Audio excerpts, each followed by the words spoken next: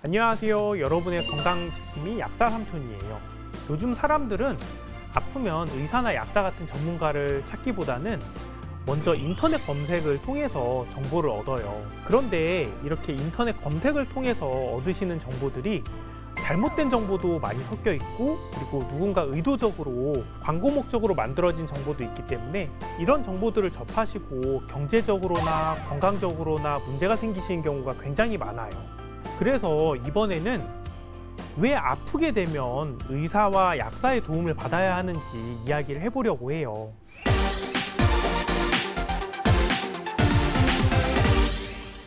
여러분, 건강이라고 하는 거는요, 약간 고장난 오뚜기 인형 같은 거라고 생각할 수 있어요.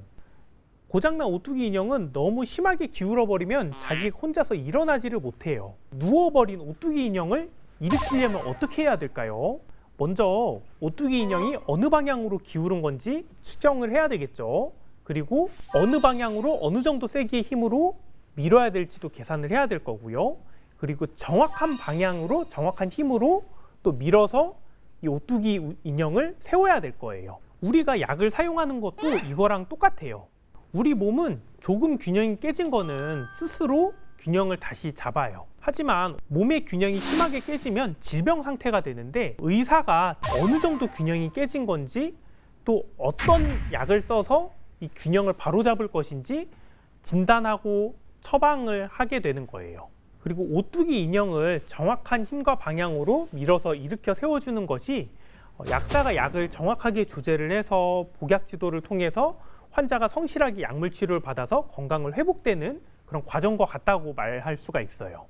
그런데 요즘 다양한 미디어를 통해서 영양제들에 대한 정보가 돌아다니는 것들을 살펴보면 마치 치료 효과나 예방 효과가 있는 것처럼 광고인 듯 정보인 듯 헷갈리게 써놓은 그런 정보들이 많더라고요.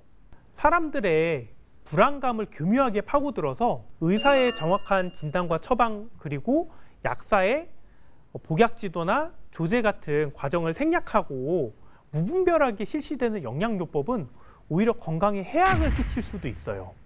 그리고 이런 정보들의 나쁜 점은 제대로 된 치료의 기회를 앗아가는 경우가 있다는 거예요. 그렇기 때문에 질병의 어떤 예방이나 치료를 위해서 영양요법을 고려하고 계시다면 그런 영양제를 구매하시거나 복용하시기 전에 동네에 있는 친한 의사나 약사에게 상의를 해보시는 것이 좋아요. 이러한 이유 때문에 최근에 식약처에서는 건강기능식품이 질병의 예방 및 치료를 위해서 사용되는 의약품이 아니라는 캠페인까지 벌이고 있는 거예요. 상식적으로 생각을 해봐도 유명한 제약회사들이 조 단위의 돈을 들여서 개발한 신약들도 병을 완치시키기는커녕 증상을 효과적으로 조절하는 데 목적을 두고 사용이 되는 경우가 많아요. 이런 건강기능식품을 서너 달 바짝 먹는다고 해서 그런 고혈압이라든지 고지혈증이라든지 당뇨 같은 질환이 완치될 수 있는 질환이 아니에요.